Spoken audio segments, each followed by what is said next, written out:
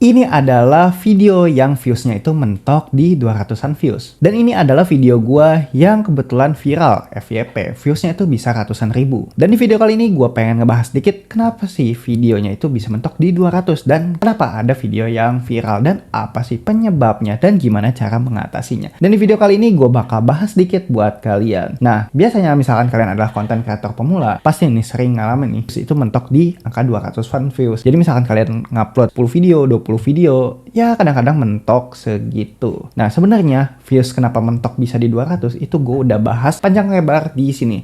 Tapi itu khusus video untuk berkeranjang kuning ya. Tapi di video kali ini kita bahas video secara umum. Sebenarnya TikTok itu misalkan akun kalian itu masih baru gitu ya. TikTok itu lagi mempelajari kalian sebagai content creator dan akun kalian itu sebagai target audience itu lagi dipelajarin. Apakah kalian content creator yang layak buat disebarluaskan? Apakah kalian itu content creator yang konsisten? Dan apakah kalian itu content creator yang benar-benar di-approve oleh TikTok? Kalau misalkan semuanya oke dan TikTok udah dapet audience yang tepat juga, biasanya video kalian itu bakal cepet kesebar. Misalkan udah nemu konten kalian yang oke dan audiensnya juga yang oke. Jadi misalkan kalian akunnya itu masih baru, ya TikTok itu butuh waktu buat mempelajari akun kalian. Soalnya algoritma itu berdasarkan AI gitu ya. Kecerdasan buatan. Di AI itu bisa dilatih dan cara ngelatihnya adalah kalian itu bikin video yang bagus dan sesuai dengan pedoman TikTok dan nanti pun TikTok bakal nyari nih audiens kalian itu yang tepat yang mana. Kadang-kadang juga TikTok pun ngasih video kalian ke target audiens yang salah dan mengakibatkan video kalian itu NR alias not recommended. Jadi jangan lupa juga kalian itu harus ngasih videonya caption, hashtag, subtitle, dan metadata lain agar video kalian itu bisa terbaca oleh TikTok dan TikTok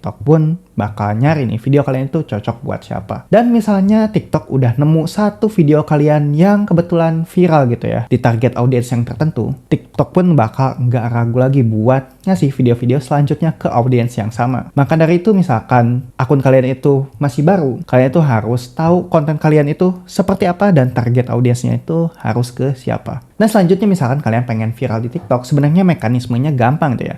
Jadi TikTok itu bakal ngirim video kalian itu ke beberapa audiens terlebih dahulu. Biasanya start di 200 audiens.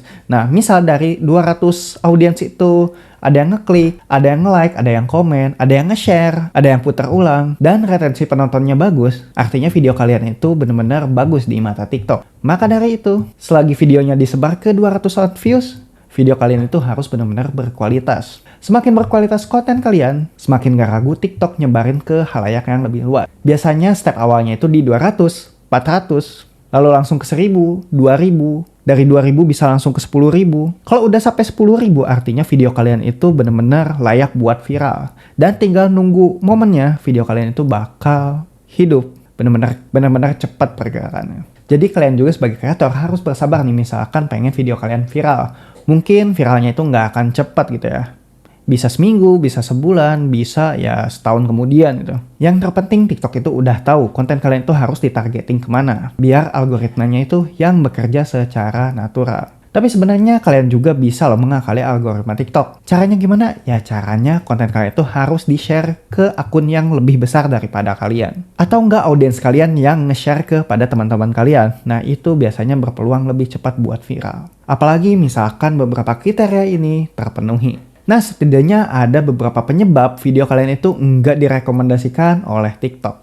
Yang pertama, kontennya itu re-upload atau konten yang tidak original. Makanya misalkan kalian sebagai content creator, upload tuh video yang benar-benar karya kalian, original, jangan pakai karya lain. Soalnya TikTok itu udah pinter ya, mereka itu bisa ngebaca konten orang lain yang benar-benar di-re-upload mentah-mentah oleh kalian. Kalau misalkan ketahuan sekali kalian re-upload dan videonya itu apalagi banyak, nah TikTok itu bakal langsung nge-shadow ban kalian. Jadi misalkan kalian itu ngupload, ya TikTok tuh nggak akan mau nyebar. Kecuali kalian nyebarin sendiri. Dan kadang-kadang resiko yang paling berat itu adalah penghapusan akun. Jadi usahain video kalian itu benar-benar original. Jangan sampai re-upload atau videonya itu benar-benar spam. Yang kedua, video yang kalian punya itu kurang berkualitas di mata TikTok. Nah, video nggak berkualitas di sini biasanya dianggap spam oleh TikTok. Nah, salah satu contoh video spam yaitu meme seperti ini. Dan yang kedua, misalkan kalian punya video slideshow foto. Nah, kalau sekarang itu slideshow foto tuh nggak boleh ya di TikTok. Jadi misalkan kalian ngupload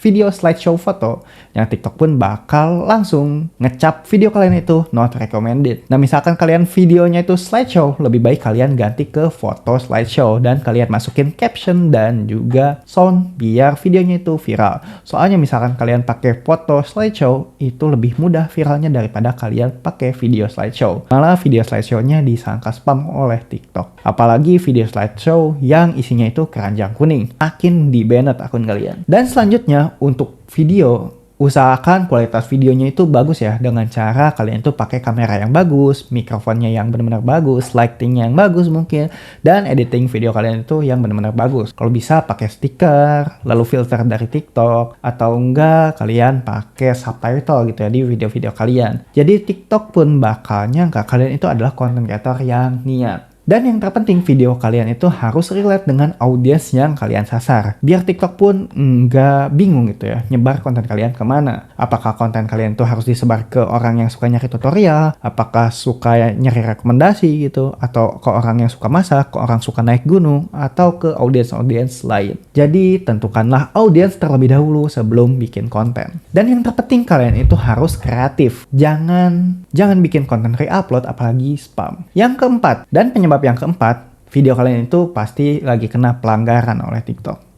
Nah, biasanya video yang kena pelanggaran itu nggak sesuai dengan pedoman komunitas yang dibikin oleh TikTok dan kalian itu ngelanggar. Dan salah satu pedoman komunitas adalah seperti ini, bisa kalian lihat di layar.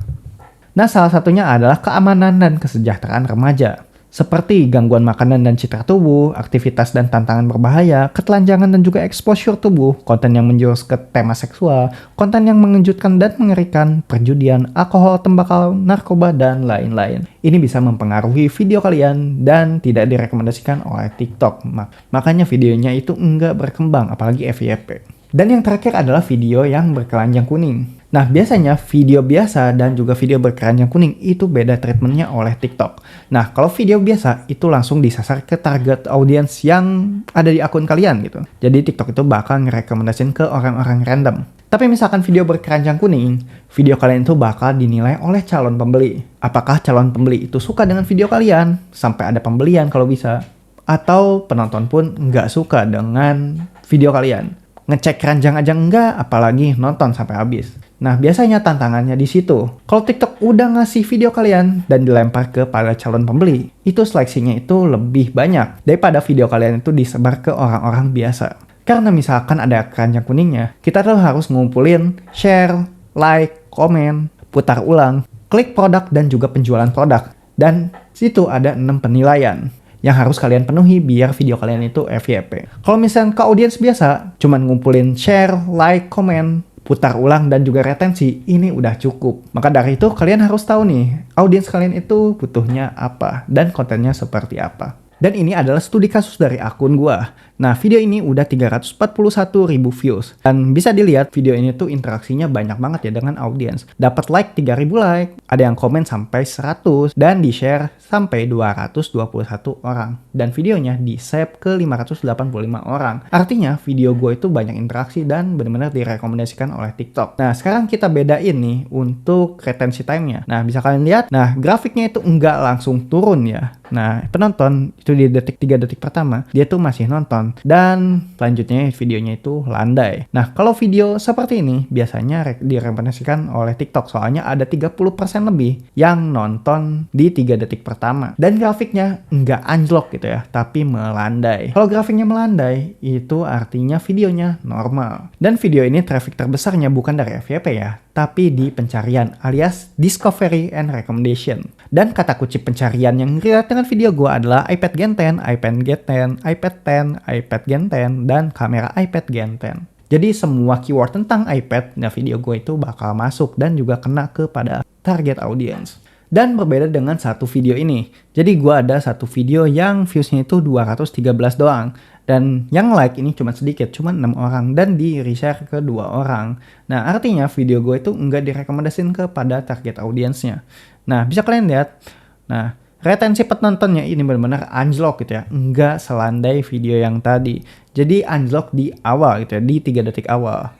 Padahal video ini benar-benar direkomendasikan dari FYP, bukan kolom discovery atau enggak recommendation.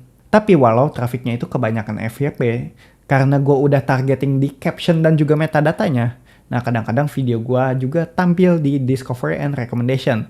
Dengan query pencarian iso jaha, referensi baju kondangan, referensi baju couple, dan lain-lain.